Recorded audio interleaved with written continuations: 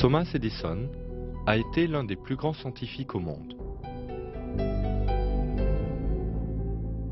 Il y a plus de 120 ans, il a inventé l'ampoule électrique dont on ne peut plus se passer depuis. Devenu indispensable, on utilise aujourd'hui des millions d'ampoules, telles que celle-ci, pour éclairer des villes immenses.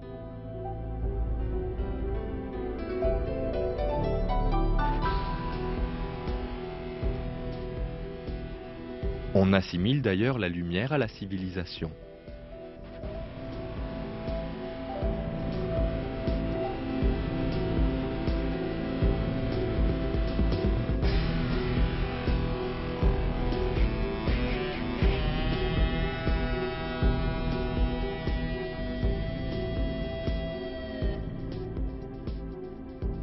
L'électricité n'est néanmoins pas l'unique source de lumière. Regardez cette petite lueur qui brille dans le noir. Malgré son intensité, il ne s'agit ni d'une ampoule électrique, ni même d'un quelconque appareil, mais bien d'une luciole. Ce tout petit insecte n'a pas besoin d'ampoule, ni d'électricité pour produire de la lumière dans son corps. La luciole est de loin plus performante que les ampoules, dans la mesure où ces dernières n'utilisent que 10% de l'énergie acheminée à l'ampoule pour briller. Les 90 autres pourcents étant transformés en chaleur et donc perdus. En revanche, la luciole produit à 100% l'énergie nécessaire à sa luminescence. En cela, sa conception est parfaite.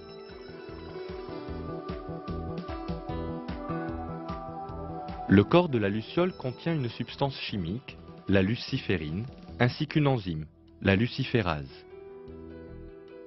La combinaison de ces deux composantes dégage ainsi de l'énergie sous forme de lumière. Ces molécules complexes ont été créées spécialement à cette fin et chaque atome a sa place assignée au sein de ce plan.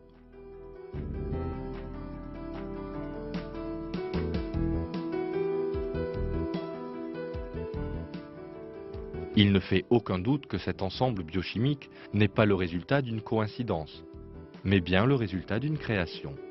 Comme Dieu a donné à tous les êtres vivants leurs propres qualités, il a également conçu la luciole avec sa propre énergie lumineuse.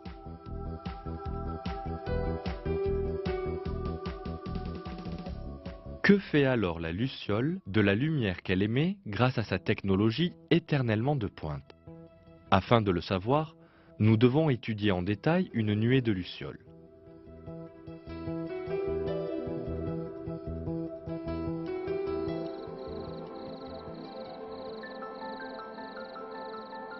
Ces images ne donnent-elles pas l'impression de marcher sous la lumière des étoiles?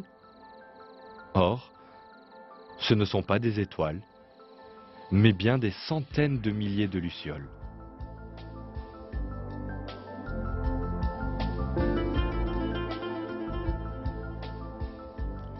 Ces lumières sont essentielles à la communication entre lucioles. L'homme a employé divers moyens de communication. Le morse, par exemple, consiste en un mélange de signaux courts et longs.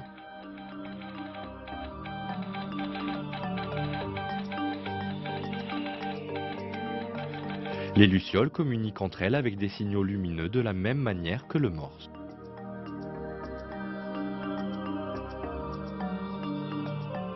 La luciole mâle allume et éteint sa lumière pour envoyer un message à la femelle.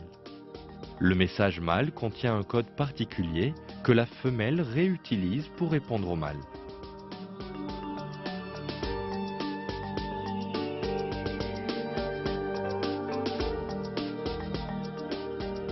Au terme de ces échanges de messages, les mâles et les femelles s'accouplent. Dès sa naissance, la luciole sait comment envoyer les messages et comment décoder ceux des autres lucioles.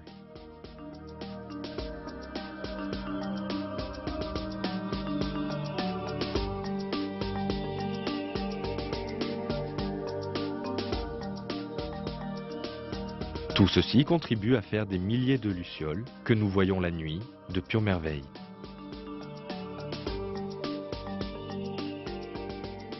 Dieu, créateur de tous les êtres vivants, en est l'auteur.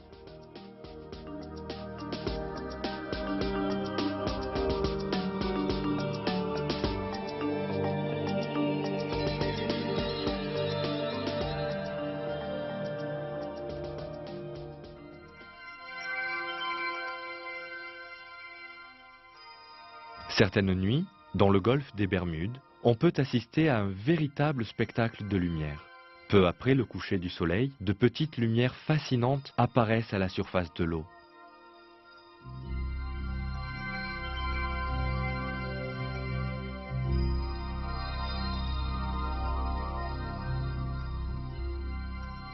Ce sont les anguilles femelles qui remontent à la surface. Elles produisent deux liquides chimiques qui, une fois mélangés, donnent de la lumière. Miraculeusement, ces êtres savent comment utiliser ces substances et en tirer de la lumière. Le résultat n'en est que plus parfait. Ce spectacle de lumière permet aux femelles d'attirer l'attention des mâles. On voit les anguilles mâles s'approcher.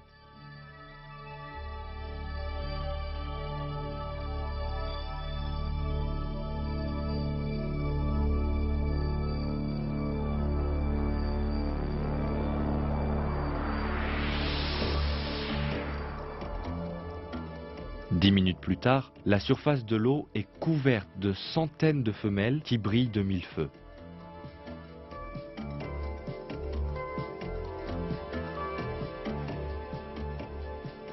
Si la lune vient à percer les nuages et illuminer la surface, les anguilles replongent au fond de l'océan. 20 minutes plus tard, le spectacle est terminé.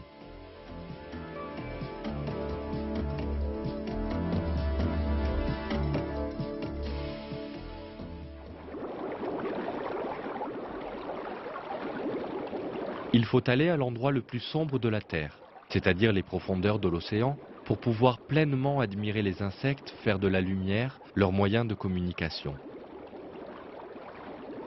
Ce sous-marin a été spécialement conçu pour plonger à 600 mètres de profondeur. Les rayons du soleil ne pénètrent pas au-delà des 200 mètres. Voici le point le plus sombre sur Terre. La pression y est 20 fois plus forte que sur Terre. Vous vous demandez peut-être ce qui pourrait vivre dans de telles conditions. Pourtant, voyez ces petits signaux lumineux à l'extérieur du sous-marin. Quelle fascination!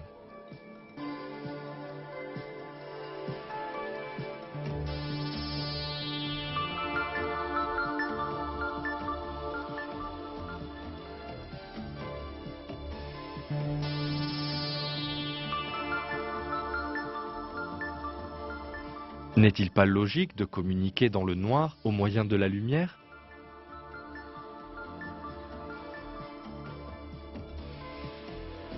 À travers ces créatures, nous sommes les témoins du produit de l'art magnifique de Dieu.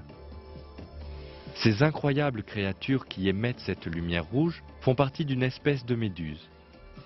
Dans des eaux moins profondes, le jeu de lumière de cette autre espèce s'apparente à une galerie d'art.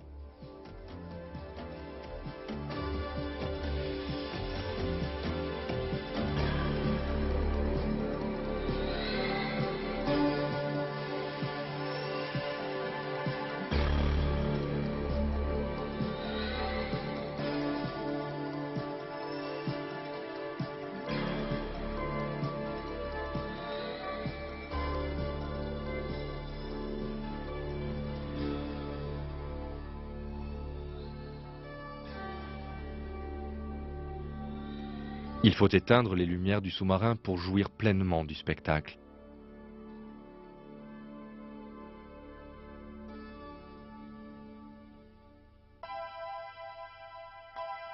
Voici un animal merveilleux, paré de sa lumière.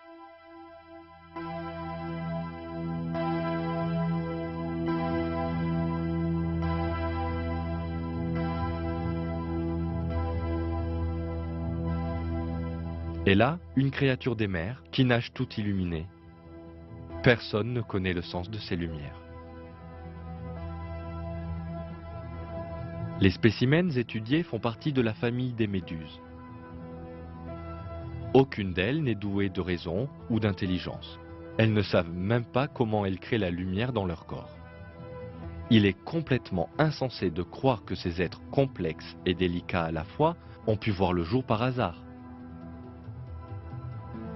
Il ne fait non plus aucun doute qu'ils ont été créés dans un but déterminé. Ces lueurs émises dans les profondeurs ténébreuses de l'océan nous rappellent le pouvoir infini de Dieu.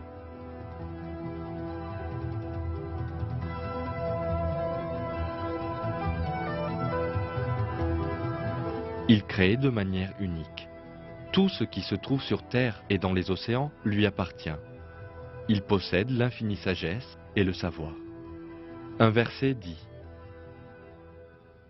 C'est lui, Dieu, le Créateur, celui qui donne un commencement à toute chose, le Formateur. À lui les plus beaux noms.